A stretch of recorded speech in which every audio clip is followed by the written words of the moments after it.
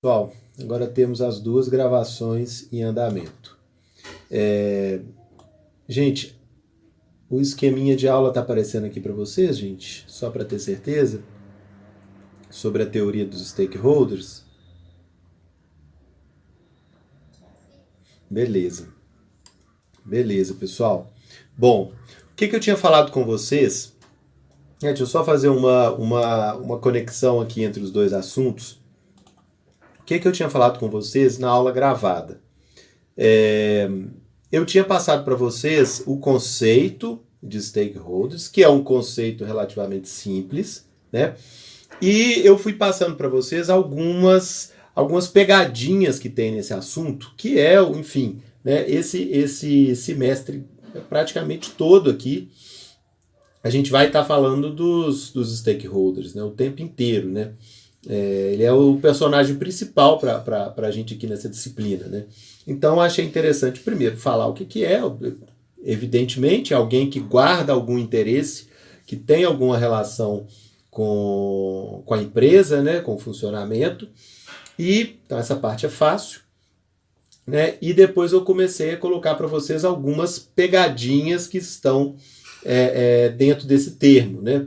Porque, por exemplo, essa questão de ter o interesse relacionado à empresa, normalmente a gente faz uma visão mais econômica, né? Uma visão mais econômica financeira, né? Alguém que compra ou vende para a empresa, alguém que tem alguma relação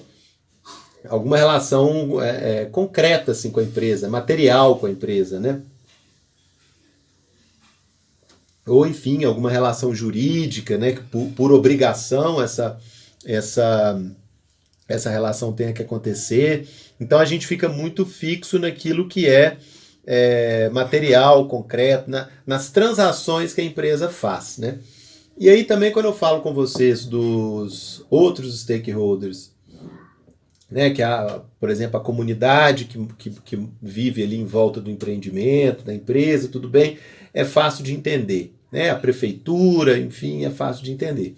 Mas uma pegadinha que eu destaquei para vocês, né, e que eu estou retomando aqui porque ela é importante, né, é que essa definição de stakeholder, que parece uma coisa muito concreta, ela tem uma questão aí, ela tem uma parte que é subjetiva, tá certo? Ou seja, vem da interpretação de cada um. É uma coisa que a gente não é uma coisa matemática, não é uma coisa mensurável, não é uma coisa que a gente pode ter certeza de quem são os stakeholders envolvidos ali com a minha operação. Tem um aspecto subjetivo, porque alguém que a gente não sabe como, alguém que a gente não sabe quem, né, que não tem como a gente prever, essa pessoa pode achar que tem algum interesse com a empresa e passar a se comportar como um stakeholder. Então ela é um stakeholder. Olha que coisa maluca, gente. E isso é que, enfim, vai criando a dificuldade dessa matéria, né? Vamos supor um grupo aí que ache que a sua operação, que a sua empresa pode vir a afetá-los, né? E um grupo que você não conhece, que não passou pela sua cabeça, que aparentemente não tem nada a ver, mas eles acham que eles podem vir a ser afetados. Então eles passam a se comportar tendo um interesse em relação à empresa. E aí eles vão criar todas as dificuldades que qualquer outro stakeholder assim, mais legítimo, né, mais material, eles iam criar as mesmas dificuldades que um outro qualquer iria criar. Né? Então esse ponto, gente, é uma pegadinha no assunto que a gente tem que ter isso na cabeça, tá?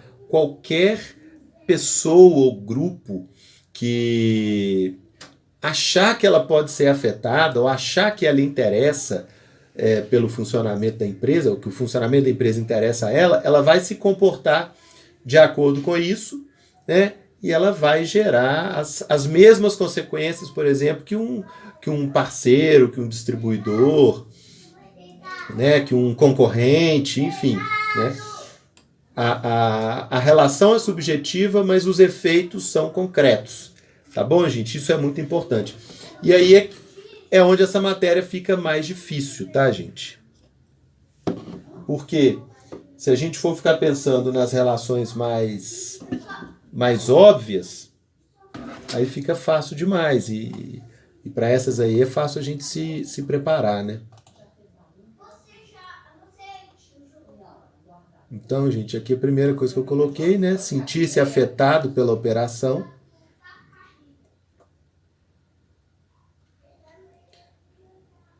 Aqui é o ponto que eu falei com vocês, não é uma relação unilateral. A relação, outro ponto aqui que a gente tem que colocar na cabeça, né? A relação da empresa com os stakeholders, ela não é unilateral, ou seja, um precisa do outro, ou pelo menos precisa que o outro não atrapalhe. É sempre uma coisa de mão dupla, tá? E normalmente esse assunto, a gente tende a olhar isso muito mais como problemas que vão surgindo. Quando eu vejo, eu já estou também levando foco para esse lado, né? Porque é o mais comum.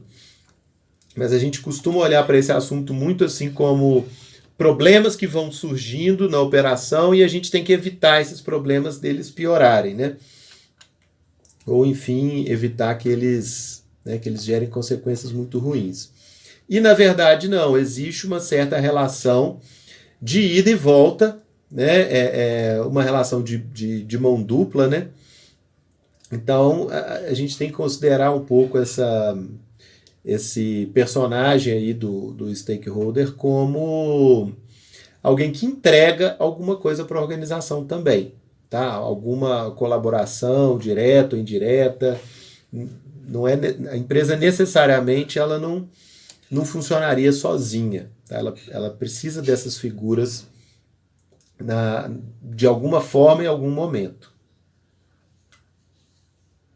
Aqui é o que eu tinha marcado com vocês. A organização não é autossuficiente, ela depende das relações que ela estabelece com essas figuras, né, com os stakeholders. Estou só fazendo uma revisão aqui rapidinho, gente.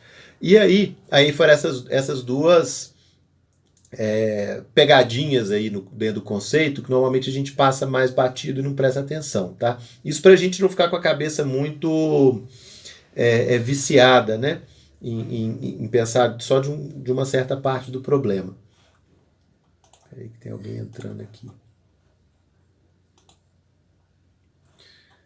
Então, estou recuperando essa parte que é mais conceitual, assim, é bom para a gente começar com a cabeça mais aberta, né? Passando disso, gente, eu coloquei aqui para vocês que nós íamos ter 4 etapas para a gente poder trabalhar, né? Identificar os stakeholders, que é importantíssimo, principalmente com esse ponto que eu estou rememorando aqui com vocês. Alguns deles podem ser mais escondidos, né? Ocultos, né? Ou seja, ele acha que ele tem um interesse na sua empresa, mas você não imagina que aquela pessoa, que aquele grupo está interessado na empresa, está preocupado com a empresa. Então, se a gente faz um exercício de abstração, a gente consegue descobrir esses stakeholders ocultos, que são, gente, fontes de problema em potencial, ou até fontes de colaboração em potencial também, viu? Por que não? Às vezes tem uma colaboração ali que a gente não soube aproveitar, já que essa pessoa, esse grupo está tão preocupado com a empresa, a gente pode vir a talvez contar com eles no futuro, né? Então, primeiro identificar, depois classificar esses stakeholders. Isso parece papo de biólogo, né? Você ir coletando os insetos ali, espetar no isopor para dar um nome, né? Não é só por uma questão de preciosismo, não. Porque a depender dessa classificação aqui que nós vamos fazer dos stakeholders, é que a gente vai conseguir lidar com eles, tá certo? Que a gente vai conseguir trabalhar com eles, a depender da classificação que a gente dá para eles no início. Depois, aí eu acho que foi até aqui essa letra B que eu fui na gravação, identificar e classificar. Se não me engano, vocês me corrijam aí se eu estiver errado. E depois a gente passaria para entender os interesses de cada um em relação à empresa, né? Interesses, expectativas, né? em relação à empresa e tentar achar esse ponto de equilíbrio entre eles e a organização e entre eles, deles entre si. Tá bom, gente? Vocês sabem que eu não faço suspense, né? Eu sempre conto o final da história ali, quem mata quem casa com quem, né? Esse é o nosso desafio aqui, pessoal. Tá? Tudo que nós estamos fazendo é para preparar vocês, tá? Todas essas etapas aqui e essa conversa conceitual no início também é para preparar vocês para essa letra D, tá bom? Conseguir equilibrar, achar o ponto certo entre os interesses de quem está fora, dos stakeholders que estão fora, né? Os interesses daqueles que estão dentro e a própria operação da empresa. Né? Então, a dificuldade toda é a gente conseguir manter toda essa turma que está interessada ali no funcionamento da empresa, tem que manter todo mundo feliz e satisfeito, ajudando e não atrapalhando, são coisas diferentes, né? Ajudando e não atrapalhando, né? E manter a estável, né? Operando aí no médio e longo prazo, que é o nosso objetivo. Então, gente, todo o nosso trabalho serve para isso, achar esse ponto de equilíbrio entre essas figuras, esses personagens que são os stakeholders, a empresa, o ponto de equilíbrio deles entre si e permitir que a operação da empresa seja sustentável, tá? Então, tudo é para levar para esse ponto, né? Eu tinha falado com vocês aqui, e aí eu não vou demorar nessa parte aqui da revisão não, né? A gente